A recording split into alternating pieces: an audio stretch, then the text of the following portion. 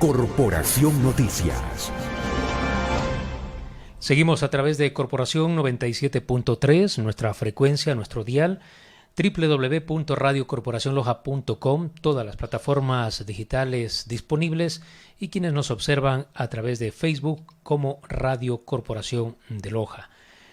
Si bien hasta ayer estaba previsto la reunión entre el ministro de Trabajo, empleadores y los representantes de los empleados y trabajadores a nivel nacional, y era para hablar sobre el salario del próximo año. Sin embargo, ¿cuáles son los factores que se dan para que se establezca ya un salario mínimo en nuestro país, considerando la situación económica, considerando que estamos dolarizados, etcétera, etcétera? Pero esto es punto de análisis para Santiago Ochoa. Él es economista, analista, y sobre este tema vamos a conversar. Santiago, un gusto tenerlo nuevamente aquí en los micrófonos de Corporación Radio. Hola, muchísimas gracias por la invitación. Un cordial saludo a toda la ciudadanía que escucha este medio y lo ve vía redes sociales. Mire, Santiago y oyentes de Corporación Radio, que ha aumentado el salario básico en estos últimos 10 años, pero hay factores que determinan el cambio. Si no me equivoco, nosotros hemos subido, al menos en esta década que pasó del gobierno, hemos subido paulatinamente, pero no sé cuáles son esos factores, Santiago. Sí, mira, las condicionantes económicas siempre están ligadas al desempeño económico de un país que crece, en teoría, podría darse ese gustito de subir salarios, de mejorar calidad de vida y demás. Sin embargo, nuestro país es especialista en que algunos años, incluso creciendo, ha existido desempleo y ha existido pobreza. Entonces, el análisis no se debería generalizar, sino ir mucho más enfocado. ¿Qué sucede ahora? Las condiciones de empleo ya vienen complicadas desde el 2019. Se perdió empleo pleno, cerca de 115,000 empleos, pasando de 2019 a 2020. ¿Qué es esto del empleo pleno? Es el empleo donde alguien tiene al menos el salario básico, ¿verdad?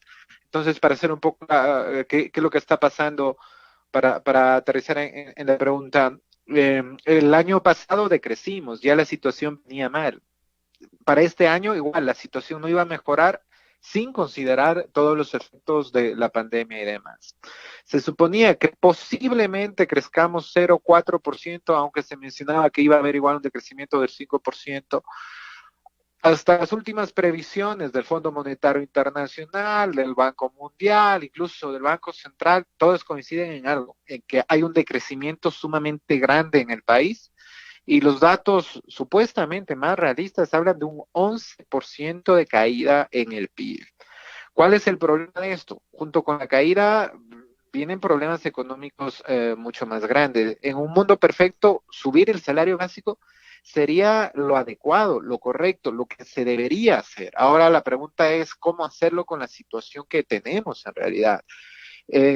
Algunos países lo que han optado es, sí, tener algunas políticas de reactivación. Algunos países tenían dinero previsto para este tipo de emergencias y pueden solventar a las empresas para que hagan este mejoramiento en los salarios o para que se mantenga el empleo. En nuestro caso, no es así, no, ojo, no digo que deban bajarlo al salario, no se puede, el salario no va a la baja o que se deba mantener, no, debería incrementar, a todos nos haría bien. El problema es que en la situación que estamos es muy difícil. Yo creo que según la reunión, igual que tú lo comentabas, el salario se va a quedar, llegarán los $400 también para este año. Sin embargo, el problema es que las condiciones laborales han empeorado, las horas de trabajo han empeorado y los salarios en general también se han visto modificados y ha incrementado el desempleo, y eso es sumamente preocupante también.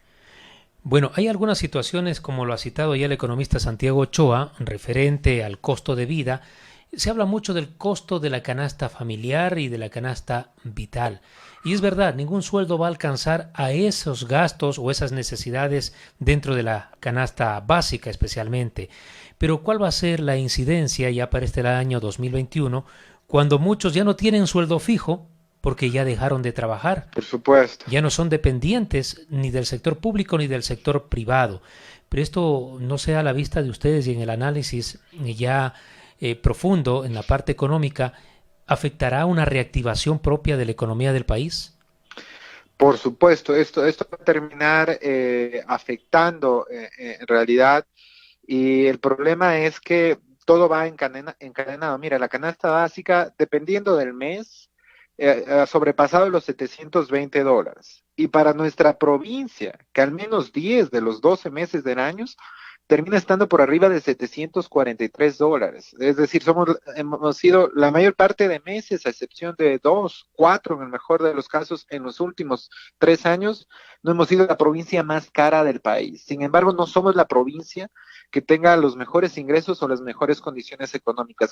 ¿Cuál es el problema de la canasta básica? Es que tiene, yo le llamo un vacío estadístico. O sea, estadísticamente se dice, cada hogar percibe al menos 1.5 miembros de la familia percibe un ingreso.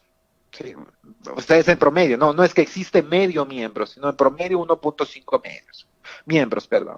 Entonces, si es 1.5 miembros y el salario es 400, tienes 400, el otro que percibe aproximadamente 200 y demás, casi la cumple o la cumple a la canasta dependiendo del ingreso que tenga, pues no todos tendrán un ingreso de $400 exactos. Ya en la realidad y ya en la actualidad, ya no es que 1.5 miembros de la familia trabajen. Habría que hacer ese recálculo. Mira, las estadísticas es que aparte de más de medio millón de personas que terminaron en el desempleo o con condiciones precarias del trabajo, se habla que las remuneraciones por el efecto de la pandemia o de las políticas tomadas a nivel nacional se perjudicaron alrededor, casi un punto porcentual, al menos, o mucho más. Se habla de 0.6 a 1.6 dependiendo de las encuestadoras o dependiendo del análisis. Entonces hay un problema al momento de analizar ya el salario o como tal.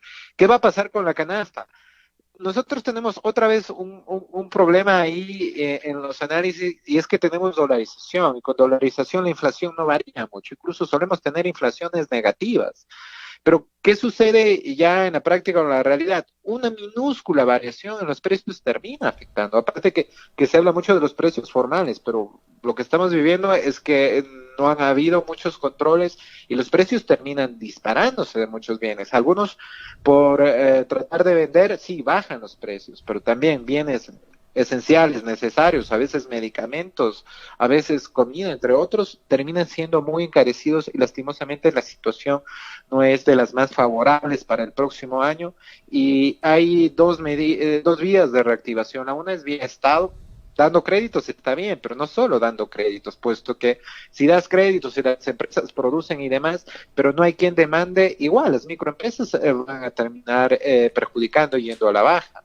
La otra es tratando de incentivar al consumo, y eso todavía sigo sin perder las esperanzas. Ojalá en este último mes o inicios del siguiente algo se debería hacer para poder incentivar el consumo y de esa manera reactivándonos, porque, insisto, se puede producir todo lo que se quiera producir, está bien los créditos, está bien ayudar a las empresas, etcétera, pero sobre todo las microempresas, que son las empresas pequeñas, las empresas familiares, las empresas que dan puestos de trabajo más locales y demás, va a ser muy difícil que se reactiven si el consumo no se reactiva también.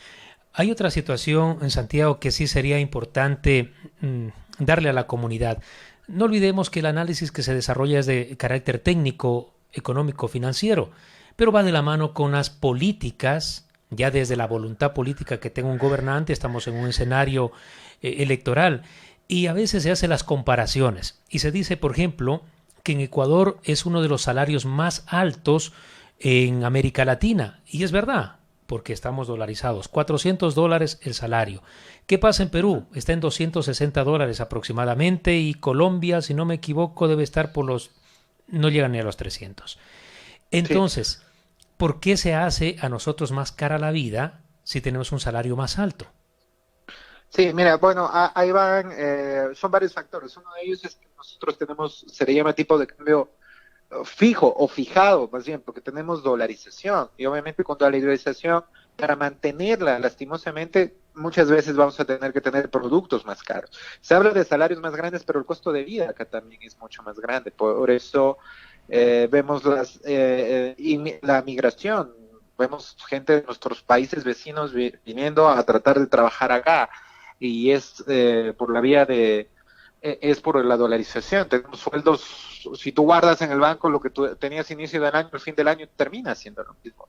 Cuando no tienes moneda así, lo que guardas al principio del año, al fin del año, ya no tiene el mismo poder adquisitivo, y hay que tener cuidado. Y eso tiene que estar en materia de políticas económicas. Hay que proteger la dolarización. Todos quienes hacemos economía, ojo, no digo vamos a salir de la dolarización, eso va a pasar. No, pero a todos se nos ha cruzado por la cabeza que si no se hace nada en algún futuro, podríamos tener ese inconveniente. ¿Y por qué digo inconveniente? Porque en economía todos nos enseñan que ese tipo de políticas no son buenas, porque es preferible tener tipo de cambio flexible, poder emitir dinero, poder devaluar y así hacer más competitivas las exportaciones, pero ya en la práctica, y lo que hemos visto, y con los gobiernos que tenemos, hemos visto estas emisiones históricas de dinero cuando tenemos sucres a la par de políticas no muy bien encaminadas, y por eso se llegó a tener un sucre que había que cambiar 25,000 sucres por $1. Por $1. Eso podría pasar con una moneda al corto, mediano plazo, incluso con una moneda que no sea fija. Lo que ha permitido la dolarización es blindar esa política monetaria y que no exista ese tipo de problemas. Obviamente con algunos costos, como un costo de vida más cara, con tener que estar ligados quizás a un futuro a impuestos que eviten la salida de divisas, son algunos de los costos que hay que tratar de ir equilibrando, y que el gobierno tiene la potestad de hacerlo y la responsabilidad de hacerlo bien.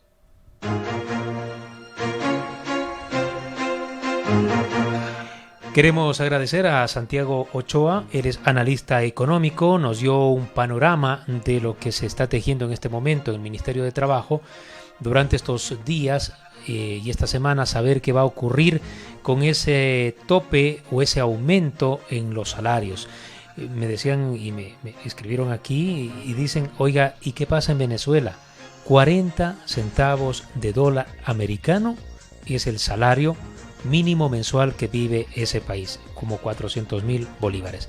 Gracias, Santiago, por acompañarnos aquí en los micrófonos de Corporación. Muchas gracias, una buena tarde.